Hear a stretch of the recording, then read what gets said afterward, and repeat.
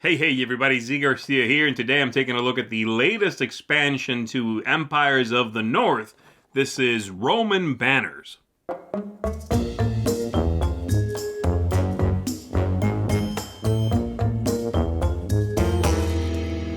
In this expansion, much like in the previous one that gave us two Japanese factions, you are going to get two Roman factions, two separate decks of cards you can use in the game. And each one has its own flavor and its own mechanisms to a degree. So, I'm going to be showing you what comes in the box here, explain a little bit of how the two factions play. I'm not going to be covering the original game, so if you don't know how to play Imperial Settlers, Empires of the North, you might be a little lost here, but you can always go check out our video for that if you want to hear about the core game. If you're ready, though, to find out what this is all about, then you're in the right place. Let's dig in. So here's everything that comes with the expansion for the Roman Banners, and of course this rulebook as well. So you're going to get two new decks as explained in here, the Trajana deck, and then this one over here, the Flavian deck. And they'll tell you some rules and so on in there. You get the two ships for each, color-coded now to match the backs of the decks, which I really like. The Japanese expansion did this as well. And you're going to get some new islands, 4 nearby islands, 2 distant islands, and I like those as well. Growing those decks is never a bad thing. And there's also one neat new thing they include, just a little bonus really, which is these tokens here, and they are used to match the colors of the players so that you don't have to use the original tokens that came with the factions to denote what your color is, who your faction is. They were a little confusing, hard to see which one belonged to whom. So now you can just use these. If I play yellow, for example, so I can just use the yellow tokens and this yellow score marker, and then I don't have to worry about it. And it has a plus 50 on the back as well, so that's also there. So that, if you score more than 50, you don't have to worry about it. So there you go. I'm going to move these aside. And I'm also going to not really be looking at the islands. Just know that there are more. They have, pretty cool powers, but fairly typical things. And I'm going to be focusing on the two factions here, just so that you know if this is something you might want to check out. I'm going to start with this one over here. The main thing with this one, here are the 3 starting fields, rather. So the main thing about this faction that is different is that they use what's called foundations. So for example, here they have one of their starting fields is that you can add 2 cards as foundations. What are foundations? Well, it's the backs of these cards that act as one of 2 different foundations. So it can be one of these, or it can be one of these here. These are also card types on the front of many of these cards. And so, for example, if I have that card there built, it also counts as one of those giants there. But many of the cards are going to have prerequisites before you are able to build them. So, for example, this excavations card has a cost, 2 wood and 1 stone, but there's also a requirement of 5 of these cards. So, if I have 5 of these types of cards on the field already, I may build that, no problem.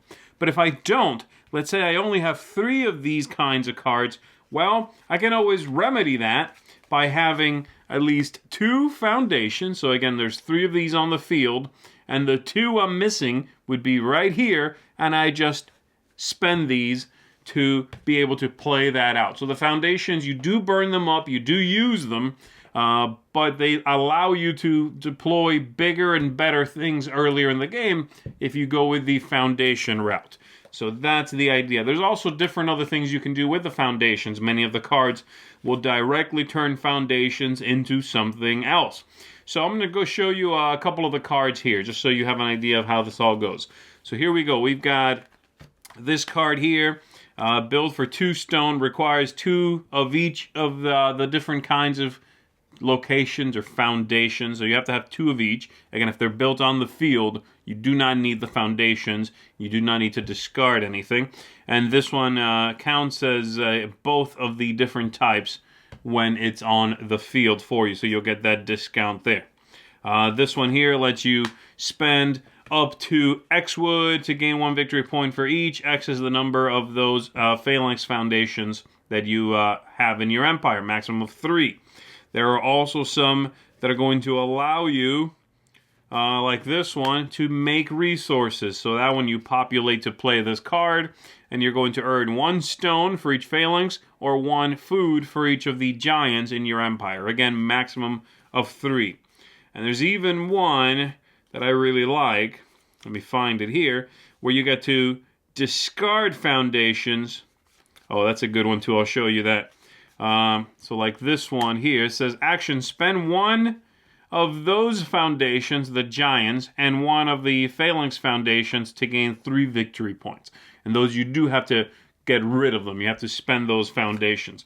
And then there's also this one here, which you can sail to play, and it is going to instantly give you 2 victory points if you have at least 4 of one or the other there in your empire. And you can, of course, as it says there, spend foundations for the missing locations. So that's the idea with this deck. It's a neat concept. It's got this really cool build to it. And as you can tell from the starting locations, there's no food in this deck. So you're going to have a hard time moving around your marker using basically both sides of these selection tokens. So you're going to have to, it's going to be a little bit tricky what you do with them. They really rely upon their own cards. There's also not a lot of cards that enhance your fields. So we're going to look through this here, and you'll see that pretty much the only one you're working with is that one there, which is going to make your Laurel Forest a little bit better, but that's pretty much it.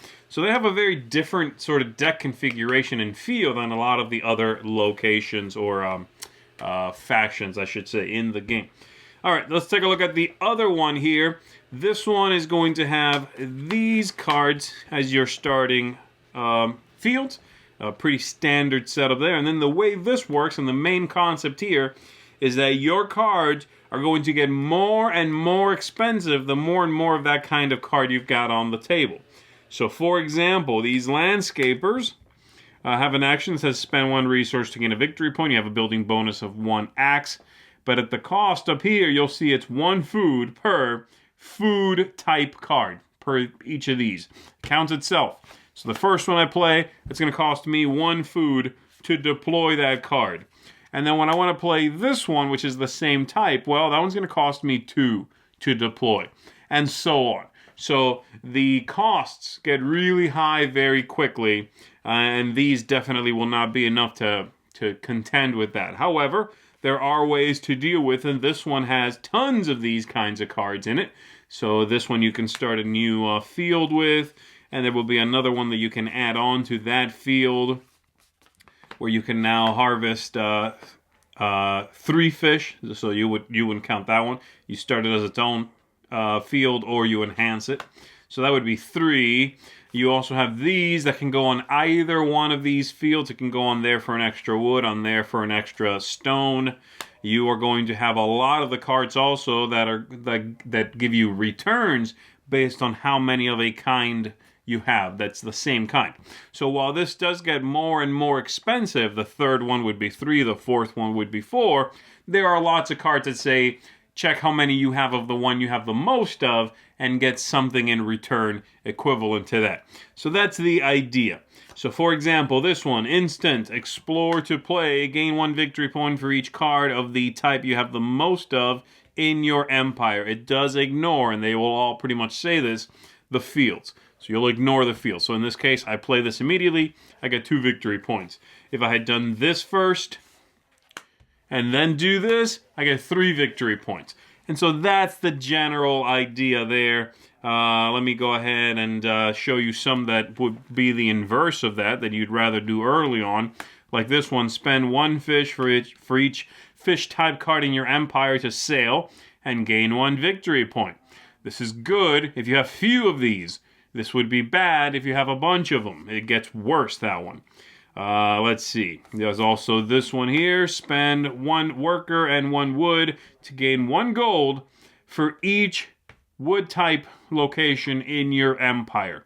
Very good stuff. That one's going to get really powerful later on in the game. And so it's all about finding, good early game cards, good later game cards, managing your resources so that you can pay for them. This is an interesting faction because it makes out of all the different actions here that you can take, these are by far the ones who utilize construct the most and the most effectively. You are going to want to do this in this game if you are playing with this faction, because you can later on construct something that would be prohibitively expensive just by deploying there, doing that, and then getting a great benefit from all of that stuff. So pretty neat.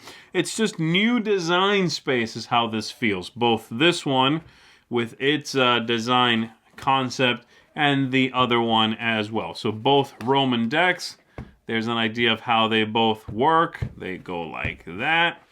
So there you go. Hopefully that gives you an idea of what you can expect to see in the game.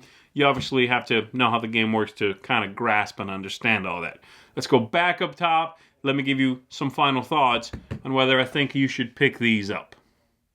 Alright, so let me tell you what I think about this expansion here, Roman Banners. I have to say I'm really happy with Empires of the North getting this much love so quickly. Game came out, the first expansion came out almost on its heels.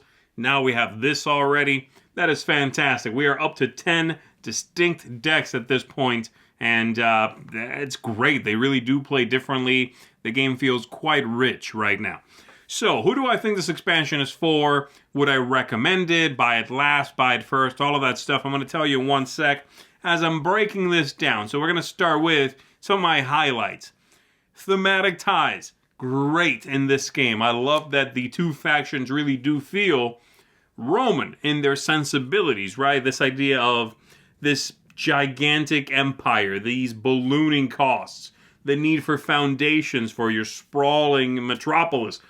It all flows and feels correct to what it is you are doing, who you are representing in the game, and I like that a lot. I think the first expansion did it too. In this one, it's just more, it's a little easier to see and to spot in this expansion, I think, and I really like that. Other things that are highlights for me. The ease of play. These I would not say are necessarily introductory factions. I wouldn't hand one of these to someone who is learning the game for the very first time.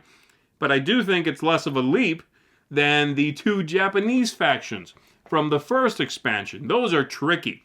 One of them especially, I think, is really difficult to understand, know how to do well, get the pacing right. I think these are much more manageable than the first expansion. So that's good. I like seeing games that give you expansions where that content is different and interesting and engaging and even more difficult, yes, but not necessarily hard to grasp. So thumbs up there. Everything else I do like a lot. Those are just two things that I wanted to specifically highlight. I think the aesthetics are great. The game looks good, fits right in with the rest of the look. I like that they give you those tokens to score. I had done that already. I replaced that concept a long time ago. But if you haven't, you now have color-coded little tokens to mark your score. I think the replayability is great here. More content, a few new of the island cards. That's nice. I think the game length is still solid. Same thing as in the original game, so no problem there. And I think the tactics and the strategy and the luck are neat. These two feel like they explore new things in the universe here, right? The idea of, like I was explaining in the overview, this one faction, you really want to try to get discounts on building because they are going to be prohibitively expensive to build. The other one with the foundations, you want to manage that. You want to be able to deploy your big cards as early as possible so you can keep utilizing them. All of those things are neat and explore new concepts, even if they are subtle sometimes. So overall, I think this is a brilliant expansion, to the point that I think this is a better expansion than the first one. And I would say you want to pick this up first. But before I start undermining myself here, let me give you my bottom line. Two excellent factions for the base game that I would recommend be your first purchase after the original 6 decks of cards. So there you go. That's what I'm thinking. I like it better than the Japanese expansion because that I rated a 9 out of 10. This gets a 9.5. Obviously a seal of excellence. It's fantastic. And a better, smoother purchase, I would say, after you've gotten the base game, you've played that a bunch, and you want a little bit more. Get the Roman banners first, then get the other expansion as to what's out right now. Anyway, who knows when the next one's coming out. But, you know, they're all excellent. All the content is recommended from me. But I would get this first. I do think it's better. It is so engaging and interesting. So there you go, everybody. That's it for me. Seal of Excellence for this wonderful little box right here. Get on this game. If you haven't played the base game, I don't know why you're watching this, but you got to get it. And if you want a little bit more, you got to pick this up. I think you're really going to enjoy it. So that's it from me. I'm Z Garcia. I'll see you on the next one. Thanks so much for watching another Dice Tower video. If you enjoy our videos, subscribe to the channel for more fun, comprehensive board game coverage. Also, consider joining us at one of our events. Come to Dice Tower Retreat, a small, intimate gathering where gaming is king. Join us for Dice Tower Cruise, the largest board game cruise. Attend Dice Tower West in Las Vegas for gaming fun on the West Coast, or Dice Tower East in Orlando in sunny Florida. Dice Tower Conventions, the friendliest gaming conventions on Earth. I'm Eric Summerer, and you've been watching The Dice Tower.